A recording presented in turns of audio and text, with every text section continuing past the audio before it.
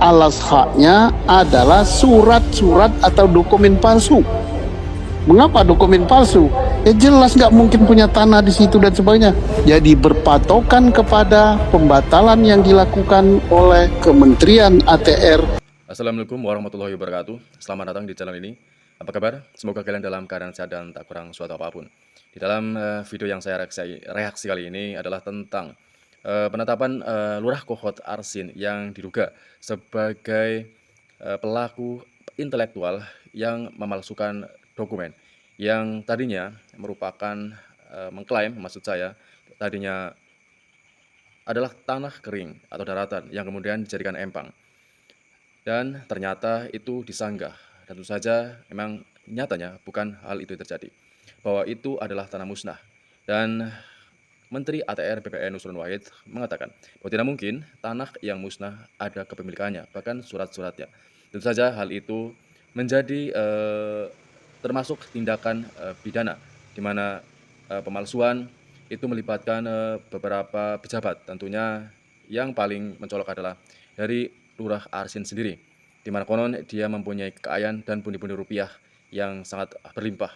Dan ternyata setelah sidak dari Nusron Wahid, ternyata Arsin sebagai Lurah Kohot itu sempat menarikan diri dengan Rubiconnya. Menurut saya ini cukup menarik untuk direaksi. Oke, kita saksikan video selengkapnya. Juga mendapatkan modus operandi di mana terlapor dan kawan-kawan itu menggunakan surat palsu dalam melakukan permohonan pengukuran dan permohonan pengakuan hak ke kantor pertanahan Kabupaten Tangerang. Kemudian selanjutnya ada peran-peran yang membantu, yang tentu saja dari peran-peran pembantu dan lain sebagainya ini akan kita lengkapi alat buktinya lebih lanjut. Jangankan 200 sekian puluh sertifikat itu dibatalkan karena cacat, karena faktor melanggar hukum, satu saja cukup gitu. Ya, apalagi tadi sudah 51. Karena itu pasti alas haknya adalah surat-surat atau dokumen palsu. Mengapa dokumen palsu? Ya jelas nggak mungkin punya tanah di situ dan sebagainya. Jadi berpatokan kepada pembatalan yang dilakukan oleh Kementerian ATR BPN, entah satu sertifikat, syukur kalau semuanya itu sudah bisa dijadikan sebagai salah satu alat bukti bahwa telah terjadi tindak pidana pemalsuan. Kalau pemalsuan itu diikuti dengan tindak pidana suap, maka itu menjadi tindak pidana korupsi. Sekarang siapa pelakunya? Ya pelakunya jelas itu mulai dari si lurah itu tadi, lurah ngotot itu tadi, lurah mana itu Kohot. Nah, Lurah Kohot dia udah ngaku pasti dia ngeluarin dokumen. Kepala Desa Kohot Paku Haji Kabupaten Tangerang Arsin mengklaim bahwa lahan pagar laut yang berada di wilayahnya dulunya adalah daratan yang dijadikan sebagai empang. Hal itu disampaikan Empang kepada Menteri Agraria dan Tata Ruang sekaligus Kepala Badan Pertanahan Nasional Nusron Wahid yang tengah mengunjungi area lahan pagar laut yang sudah memiliki sertifikat hak guna bangunan dan sertifikat hak milik. Nusron mengaku tidak mau memperdebatkan klaim yang disampaikan Arsin mengenai sejarah lahan tersebut. Ia menjelaskan jika suatu lahan telah hilang secara fisik, itu membuat status tanah tersebut berubah menjadi tanah musnah. Di sono saya berdebat sama Pak Lurah. Pak Lurah ngotot bahwa itu dulunya empang. Siap. Ya, Pak Lurah katanya ada abrasi, kemudian dikasih batu-batu ini dari tahun 2004 katanya. Siap. Karena kalau nggak nyampe sini gitu kata dia. Saya nggak mau debat sama Pak Lurah, ini kampung dia. Kalau kami debat nggak bisa pulang saya nanti. Tapi begini, mau Pak Lurah itu bilang empang, mau Pak Lurah bilang apa, yang jelas secara faktual, material tadi kita lihat sama-sama, fisiknya udah nggak ada tanahnya, betul kan? Betul. Nah udah nggak ada tanahnya, karena udah nggak ada tanahnya, saya nggak mau debat soal masalah garis pantai apa nggak mau itu dulu. Itu toh kalau dulunya empang, kalau yang di sono tadi karena udah nggak ada fisiknya, maka itu masuk kategori tanah musnah. Luar biasa ya teman-teman ya. Menteri Nusron Wahid sendiri sempat berdebat dengan Lurah Arsin yang mengatakan dan mengklaim bahwa tanah tersebut yang memiliki sertifikat dan hak guna pakai ternyata dulunya katanya adalah sebuah daratan yang dijadikan empang. dan kemudian diberi batu-batu untuk menghindari abrasi.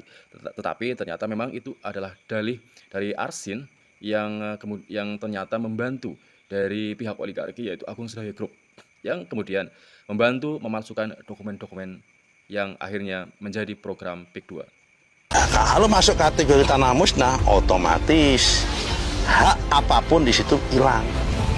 Hak milik juga hilang, hak guna bangunan juga hilang. Kenapa? Barangnya udah nggak ada, gimana ada haknya? Oke, kecuali kalau ada barangnya. Arsin terus-menerus menolak memberikan keterangan kepada awak media usai menemui Nusron. Setidaknya dia 3 kali menghindari kejaran wartawan. Insiden pertama terjadi usai Nusron melakukan sesi tanya jawab dengan awak media. Ketika hendak dimintai keterangan soal pernyataannya yang menyebut lahan pagar laut dulunya empang, Arsin lalu menghindar dengan alasan sedang buru-buru untuk melaksanakan sholat Jumat. Saat itu Arsin yang mengenakan batik berwarna ungu dan kopiah hitam dikawal ketat oleh sekelompok pria yang diduga pengawal pribadinya. Awak media mencoba mengikuti Arsin hingga ke area parkir, tetapi dihadang oleh 5 pria yang mendampingi sang kepala desa. Momen serupa juga terjadi usai Arsin melaksanakan sholat Jumat di Masjid Abdul Muin Paku Haji.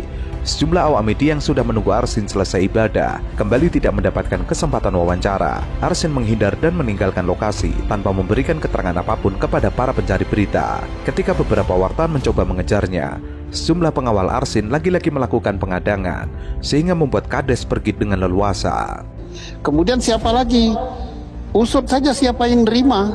Ya, yang nerima misalnya Agung Sedayu dengan anak perusahaan Intan Agung Makmur. Ya nggak mungkin lah nenek moyangnya punya tanah di situ.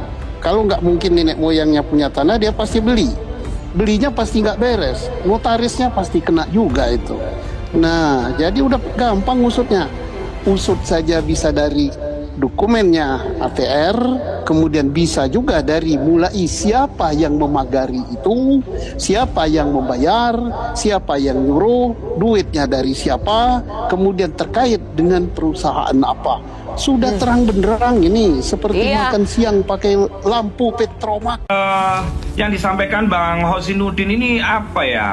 Menjas orang, menuduh reklamasi, menyebut nama orang, itu sudah politis, bukan penegakan hukum lagi gitu loh.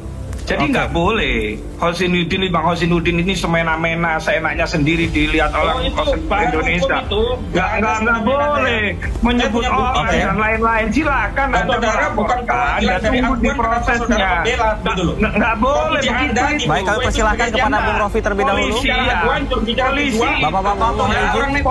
Nah itulah tuh kan dia nggak mau mendengarkan. Padahal sudah dikasih kesempatan. Sabar dulu dong. Kalau kita berbicara azas praduga tidak bersalah, yang Anda lakukan bukan seorang penegak hukum itu namanya. Anda bukan seorang seorang pengacara. Itu semua polisi pengacara itu ada namanya azas praduga tidak bersalah. Itu loh.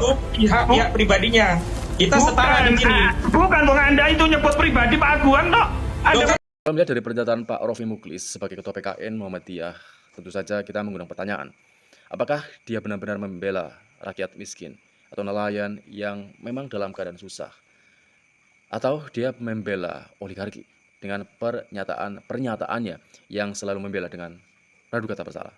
Karena sudah jelas dengan logika bahwa tanah yang diklaim memiliki hak milik tersebut sudah jelas. Itu adalah tanah warga Tangerang yang kemudian dicarikan pagar yang akan dibangun program PIK 2 sebagai proyek strategis nasional. Dan perdebatan itu sangat sengit ya, dengan berkali-kali dia membantah bahwa tak seharusnya menyerang sebuah nama karena belum tentu terbukti secara sah. Dan tentu saja ini membuktikan bahwa beliau memang benar-benar pembela oligarki sejati. Bagaimana kalian? Izinnya reklamasi. Oke. Ada izin reklamasi ada nggak? Dari Agung Sedayu nggak ada gitu loh. Jadi saya menduduk kalau ini. Terjadi perdebatan panas antara Rofi'i dengan Ahmad Hosinuddin terkait dengan polemik pagar laut yang sampai saat ini belum ada nama tersangkanya. Perdebatan seru tersebut terjadi di acara Sindo News. Awalnya Ahmad Hosinuddin menuntut agar Polri tidak hanya berkutat pada pemalsuan pembuatan sertifikat tanah di pagar laut, namun juga mengusut siapa dalang pembuat pagar laut tersebut. Diskusi, gini loh Bang Hosinudin, kalau kita diskusi, berikan dong kesempatan kepada kami. Oke. Anda menuduh orang seenak-enaknya sendiri. Tapi begitu Anda dikritik, Anda marah gitu loh. Nggak boleh. Tidak berpihak atas bentuk nama aduan. Itu yang saya Oke, tidak Bung benar. Rofi, Mas Polri Hosinudin. sudah benar. Polri dalam penegakan hukum sudah benar. Silakan menunggu. Silakan Kalau nggak pandangan menunggu, saudara, silakan. tapi saya punya Bapak-bapak. pandangan lain yang Silakan membantu ada Polri demo. juga untuk Saya ke mengungkap Bung Rofi, Bung Rofi. mau diungkap. Tapi kalau mau pakai sinetron ya silakan. Anda ya harus tunduk. Tidak semua negara ini diatur kalian. Nggak bisa begitu. Loh, siapa yang mengatur? Saya berpandangan Nah, ya, iya. tetap negara. Loh, Anda- Jangan sampai negara yang sendiri diatur kan? oleh oligarki, Anda saya diatur nanya sendiri aduan, menuduh diatur orang agung gitu sayu. loh. Itu Nggak yang nggak boleh. begitu itu. Saya hanya berpendapat. Nggak boleh begitu, itu bukan Nggak boleh berpendapat, atur itu itu ngatur saya negara kritik kita. gitu loh. Nggak Nggak boleh boleh begitu, itu ngatur nggak negara kita. boleh. Kan buktikan dulu Oligarki di itu nggak hukum. boleh di atas konstitusi negara kita. Buktikan dulu di hukum. Tidak Ya boleh sudah, Anda saya menyebut buka ini ada agenda niat ini pembuktian niat sedang reklamasi. menunggu. Dan hari ini saya Oke. menyampaikan pendapat diminta oleh host menyampaikan pendapat. Gimana kesalahan saya? Pemagaran laut ilegal di perairan Kabupaten Tangerang, Banten adalah tindakan melawan negara. Pembangunan pagar laut dari bilah-bilah bambu sepanjang 30 km itu tidak memiliki izin. Padahal, laut merupakan bagian dari kekayaan negara. Memagari laut adalah tindakan fatal dan melawan negara. Maka dari itu, pemerintah harus tegas dengan menindak oknum penyegel pagar laut tersebut. Hal itu harus dilakukan demi kedaulatan negara. Pagar laut ilegal yang disegel Kementerian Kelautan dan Perikanan itu melintasi pesisir 16 desa di 6 kecamatan di Kabupaten Tangerang. Penyegelan pagar laut tersebut dilakukan oleh tim dari KKP. Pemagaran laut tersebut ilegal jika merujuk izin dasar kesesuaian kegiatan pemanfaatan ruang laut. Pagar tersebut berada di zona perikanan tangkap dan zona pengelolaan energi yang diatur Peraturan Daerah Rencana Tata Ruang Provinsi Banten. Oligarki itu framing Anda aja, oligarki itu nggak ada, Oke. oligarki itu nggak ada. Anda membela aduan Di bukan Indonesia framing nggak ada saja itu, oligarki. membela aduan Nggak itu ada, framing itu saja. framing jahat Anda aja. Framing Nggak saja ada itu Anda bela Agung Sedayu, kita tahu. Anda ada. Justru Anda Oke. lebih Pak Aguan bangun masjid banyak. Namanya Bangun nama lain 163.000 tenaga kerja. Nggak bisa, Udah ya tahu saya saya. bela kenapa memang? Loh, Jangan kenapa saya memang bela? Tidak netral berarti. Oke, Karena kan baik Pak Arianto. Ya, mohon tenang sejenak Pak Rofi, Pak Hosinudin. Kita berikan waktu agar dialog ini berjalan dengan lancar. Nggak bisa, Ya, oligarki. Pak Rofi, Pak Rofi. Penyelidikan memang tentu akan selalu berlanjut dan pemerintah diharap terus mengawal dan benar-benar menyelesaikan kasus ini dengan tuntas. Tetapi apa yang kita takutkan? Tak lain yang kita takutkan nantinya hanya level-level bawah atau aktor intelektual level bawah yang akan dikenai denda pidana dan merupakan menjadi sebuah drama dan akhirnya pihak oligarki akan melenggang tanpa hukuman apapun atau bahkan kepala hukum. Cukup sekian video reaksi kali ini. Semoga proyek strategis nasional PIK 2 yang merupakan proyek oligarki dapat benar-benar total dibatalkan. Dan rakyat Tangerang kembali beraktivitas seperti sebelum lagi. Cukup sekian video kali ini. Assalamualaikum warahmatullahi wabarakatuh.